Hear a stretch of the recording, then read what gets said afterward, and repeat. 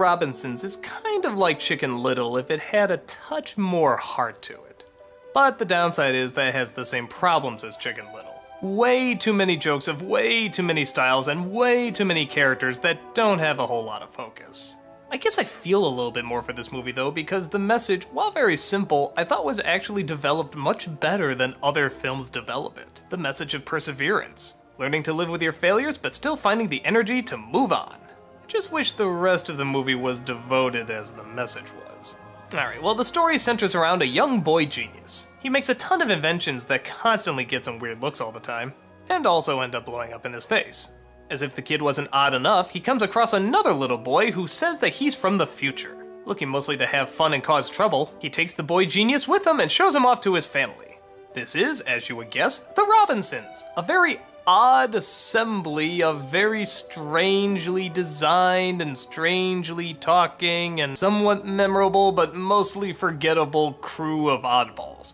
Most of their time, just like the movie, is spent always on the go, always doing something, always saying something, always doing something energized with some form of action. By God, look at how they eat dinner! Fire! Ha! Surely that is not the best you can do. Yeah, it's that kind of movie. But an evil villain comes around determined to take the little boy's inventions and make them his own, knowing for a fact that his potential will one day change the world. There's one or two twists in the movie that I think most adults can see coming, but for kids, they're actually not bad twists.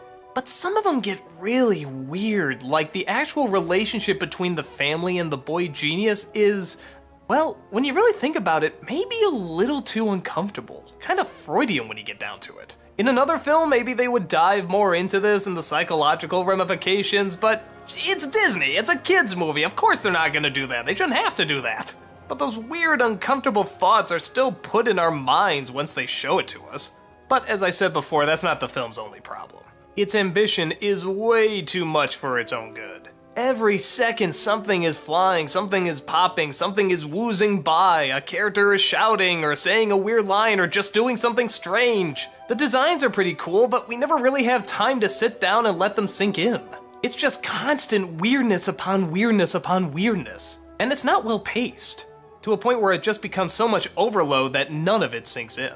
But occasionally there's a joke that works, or there's a character that's kind of fun, or I don't know, I guess it means well so I can't be that harsh, but I just feel like it's trying too hard. The big redeeming factor, as I said before, is the message and the way it's portrayed. There's a very good quote at the end, and I won't ruin what it is or who says it. But it does leave you with just kind of a good feeling as you're exiting the theater, which is more than I can say for some other Disney CG films. Does that make it a good movie? No, it's bad, it's pretty clumsy and not very well put together. But I have a bit of a soft spot, maybe just for the message alone. It's a strange little experiment from Disney that never really went anywhere. You can see why, but I'll at least give it an A for ambition.